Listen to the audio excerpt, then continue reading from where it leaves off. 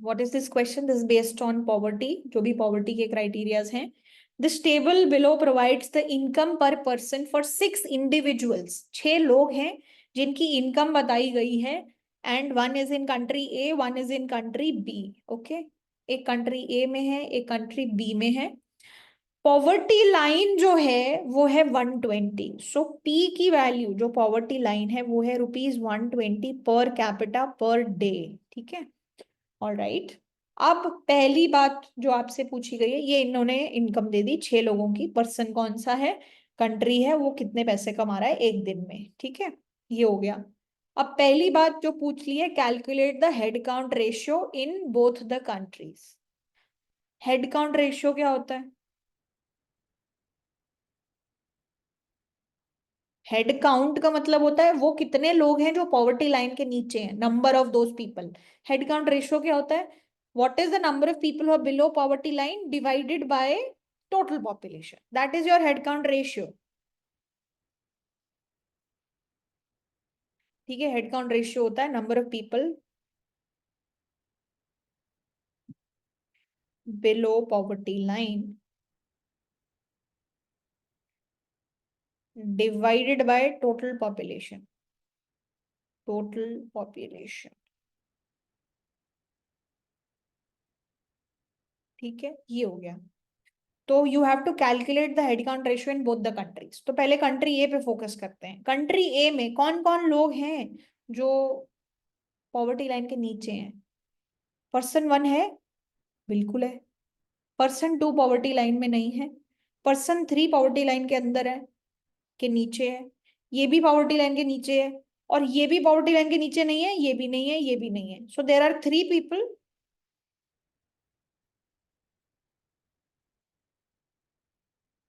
for for society A, there are 3 people who are below poverty line out of the total population of 6 people. So head count ratio is 1/2, or you can say 50% of the people are below poverty line. Similarly, you have to do the same calculation for country B. How many people are below poverty line? So in this case, if you see, this person is below poverty line, this is also below poverty line, this is also below poverty line, rest everyone is above poverty line of 120. तो यहाँ पे भी 3 लोग हैं out of the total population of 6. So here also the head count ratio is 1/2. 50% of people are below the poverty line in both the countries. ठीक है, this is the first part. First part समझ आ गया? Okay, yes ma'am. ठीक है। दूसरा, इसी में एक चीज पूछी गई है, would a regressive transfer make a difference, make a difference to the head count ratio. Regressive transfer का मतलब क्या होता है? रिग्रेसिव ट्रांसफर का मतलब होता है कि ऐसा ट्रांसफर जो किसी लो इनकम वाले इंसान से पैसा लेके आप रिलेटिवली हाई इनकम वाले इंसान को दे दो, ताकि क्या रहे, जो ऑर्डरिंग है वो बनी रहे, उनकी रैंकिंग में फर्क ना आए। ठीक है, तो जैसे फॉर एग्जाम्पल जो कंट्री ए है, उसमें कैसे अगर मैं लोगों को ना रैंकिंग के हिसाब से डाल दूं, पिक कर दूं, तो एक की इनकम थी 100, एक की थी 100, तीसरे की थी 110, फिर थी 150, और फिर थी 200, और फिर थी 200। क्या रिग्रेसिव ट्रांसफर हेडकाउंट रेशियो को बदल सकता है?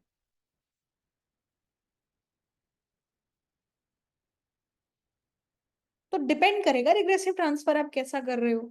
मान लो मैं 5 रुपए लेके यहां से इसको दे दूं, तो क्या होगा?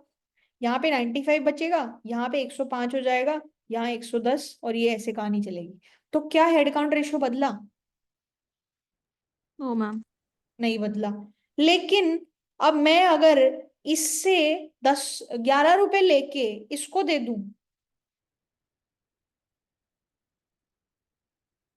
मुझे जो है, एक सेकेंड, मुझे क्या करना है,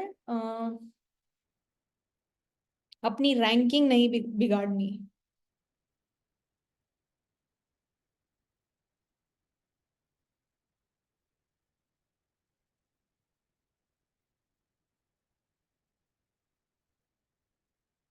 जैसे अगर मैंने You इस transfer like 40 rupees from 150 to 200. It will change the head count ratio. मतलब हम 150 200 इन सब में अगर चेंज करेंगे तो फिर right change. Right, make sense make sense. तो without changing the ordering I can still say कि मैंने अगर इसको लेट्स से 40 रुपीज दे दिए इसको, यस मैम। तो इसके पास 110 हो जाएगा, इसके पास 240 हो जाएगा, इसके पास 200 हो जाएगा, और ये सिस्टम तो ऐसे ही रहा। तो अब ये इंसान भी पॉवर्टी लाइन में आ जाएगा। So head count ratio change हो गया। So it can change the head count ratio depending on how the transfer is being made, but yes, it does have the but इस potential. केस में ranking नहीं change होगी, like 240 would be greater. Chalo, if you want, no, no, this person is still at this position, fifth position. Acha, okay, that you are saying. But okay, fine, I need not transfer the money to the immediate next person. I can transfer the money directly to this person. Yes ma'am. I can do, right? जिससे किसी की ranking भी change नहीं हुई। And we might also say कि ठीक है, you might also say कि ये तो बराबर हो गए, तो हम लोग 40 रुपीज देने की बजाय 39 रुपीज दे देते हैं, उससे आपको और प्रॉब्लम नहीं होगी यहाँ पे। सबकी रैंकिंग बिल्कुल वैसी ही बरकरार है, राइट? Yes ma'am. ठीक है, तो depend, so it can change the head count ratio, but it will totally depend on how this is being done. So yes, the answer is yes.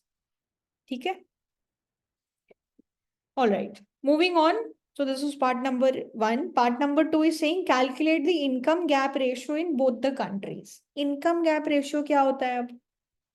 Income gap ratio. Income gap ratio का मतलब क्या होता है कि भाई मान लो आपका गोल है सब लोगों को पॉवर्टी लाइन पे लेके आना है, जो जो लोग गरीब हैं सबको पॉवर्टी लाइन पे ले आओगे आप, एग्जैक्ट 120 पे पहुंचा दोगे। उसके लिए कितने पैसे की जरूरत होगी आपको, divided by what is your poverty line into how many people are below the poverty line. तो बेसिकली इसका फॉर्मूला क्या होता है, इनकम गैप रेशियो का फॉर्मूला होता है summation of P which is your poverty line minus yi is less than P. So all the people who are below the poverty line, उनको poverty line पे लाने के लिए कितने पैसे की जरूरत पड़ेगी, divided by P times the head count। तो ये जो डिनोमिनेटर है वो सिर्फ ये मेजर करता है कि हर इंसान मान लो बिल्कुल जीरो इनकम पे बैठा होता और उनको पॉवर्टी लाइन पे पहुंचा देते तो कितने पैसे लगते हैं, as a proportion you are trying to calculate. तो हमें कंट्री ए और कंट्री बी दोनों के लिए इनकम गैप रेशियो निकालना है। ठीक है, तो हमारे कितने लोग हैं जो पॉवर्टी लाइन के नीचे हैं? 3 लोग हैं, और एक की इनकम 100 है, एक की इनकम 100 है और एक की इनकम 110 है। तो इसको कितने पैसे देने पड़ेंगे, 20। इसको कितने पैसे देने पड़ेंगे, 20, और इसको कितने पैसे देने पड़ेंगे, 10, ताकि वो 120 वाली बॉर्डर पे आ जाए। ठीक है, तो अगर इसको फॉर्मली लिखोगे तो वो कैसे आ जाएगा, 120 minus 100 plus 120 minus 100 plus 120 minus 110, and then we divide it by P which is 120 times head count, मतलब कितने लोग, 3। तो ये कितना हो जाएगा, 20 plus 20 plus 10 divided by 12 into 3। So how much is this? This is 50 divided by 12, 120, 12 into 3 into 10। ठीक है, तो ये कितना हो गया, 5 divided by 36। तो ये जो नंबर है कितना हो जाएगा, this number is 5 divided by 36। So that gives me approximately 0.1389। ये नंबर मिल जाएगा poverty gap, income gap ratio का for the country A. Similar argument अगर आप कंट्री बी के लिए निकालोगे तो क्या होगा, फॉर्मूला सेम है, तो इस सेकंड कंट्री में इसको कितने पैसे देने पड़ेंगे? 30, यस मैम। इसको 20 और इसको 20। 20। तो ये हो जाएगा 40 एंड 30, 40 एंड 30 इज 70, राइट? तो मैं डायरेक्टली लिख रही हूँ इनकम गैप रेशियो, डायरेक्टली नहीं लिखती, ठीक है।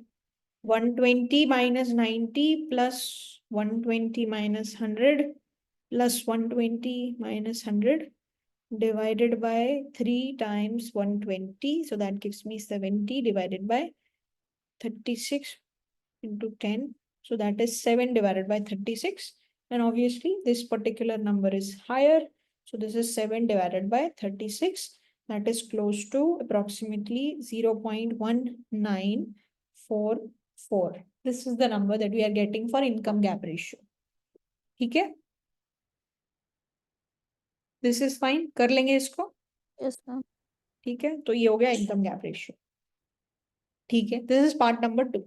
पार्ट नंबर 3, अब पार्ट नंबर 3 क्या बोल रहा है कि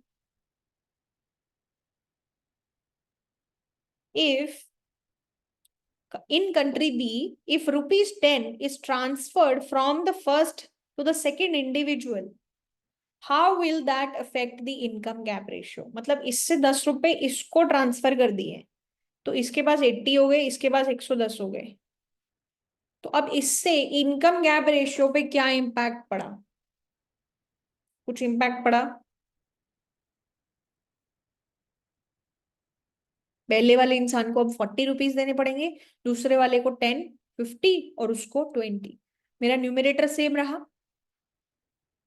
70, यस मैम। तो my income gap ratio doesn't change in this case, yes ma'am. Right? मान लो ये ऐसा करते कि ये बोलते कि भाई आपने पैसे जो है ना पहले इंसान से लेके तीसरे इंसान को दे दिए, तो क्या होता? ये 80 हो जाता और ये 160 हो जाता। अब इनकम गैप रेशियो चेंज हुआ क्या? Yes ma'am. हो जाता। तो अगर आप जो बिलो पॉवर्टी लाइन है उन्हीं के बीच में ट्रांसफर ट्रांसफर खेल रहे हो तो कोई चेंज नहीं होगा। हाँ, एक नॉन पॉवर्टी वाले से पॉवर्टी वाले से पैसे लेके नॉन पॉवर्टी लाइन वाले इंसान को दे दिए तो income gap ratio will change. ठीक है, यस मैम।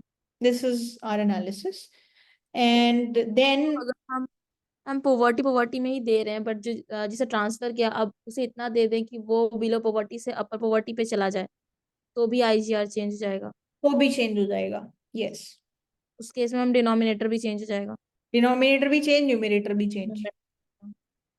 तो अगर मतलब जो लोग पहले बिलो पॉवर्टी लाइन थे अभी भी बिलो पॉवर्टी लाइन ही है even after transfer, then there is no change. But if या तो चेंज हो जाएगा, लोग आउट ऑफ पॉवर्टी मान लो निकल गए या नॉन पॉवर्टी वाले को पैसे दे दिए, तो उससे चीजें चेंज हो जाएंगी। यस। ठीक है, ऑल राइट।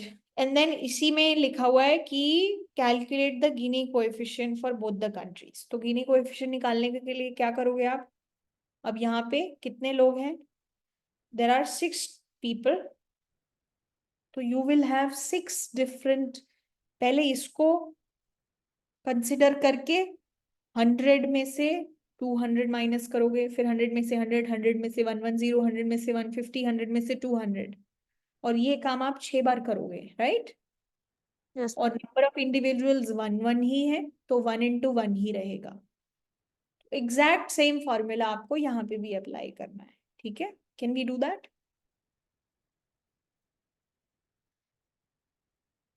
इसको ट्राई करना एक बारी। And let me also show you one more question, I think, which is similar to this.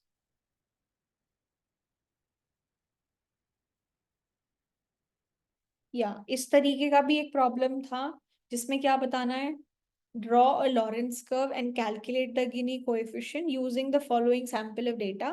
पहला सेट ये रिप्रेजेंट करता है कि क्या इनकम है, और ये रिप्रेजेंट करता है कि इस इनकम वाले कितने लोग हैं। तो इट इज लाइक सेइंग कि एक्स की वैल्यू और वाई की वैल्यू दी हुई है।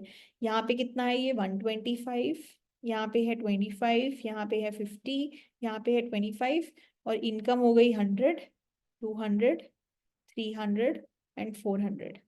ठीक है, अब आपको लॉरेंस कर्व बनाना है और गिनी कोएफिशिएंट निकालना है। तो एग्जैक्टली जो फर्स्ट क्वेश्चन में स्टेप्स किए थे वो हमने दोबारा से करने हैं। ठीक है, तो यहाँ पे ये पॉपुलेशन कितनी है, इसके पास कितनी इनकम की एक्सेस है, एक पॉइंट निकला। फिर क्यूमुलेटिवली इन दोनों के पास मिला के कितनी इनकम है और कितनी पॉपुलेशन प्रोपोर्शन है, वहां से नंबर निकलेगा।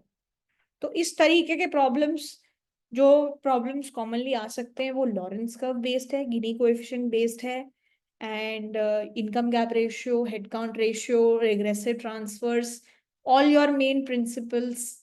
4 मेन प्रिंसिपल्स क्या हैं, all that you have to do properly. ठीक है, Yes, so ma'am. इनको ट्राई करना, Gini coefficient, Lorenz curve for this and for the previous example that we did as well, this one, and that should be fine. Okay, all right. Yes. Okay guys, thank you so much, take care. Thank you, ma'am. Thank you, ma'am.